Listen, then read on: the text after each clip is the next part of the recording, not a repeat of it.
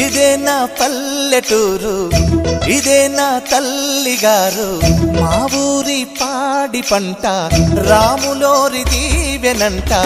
తల్లి గోదావరి నీళ్ళు కడిగే సీతమ్మ పాదాలు, ఊరంతా హాయ్ హాయ్ హాయ్, మనసంతా హాయ్ హాయ్ హాయ్.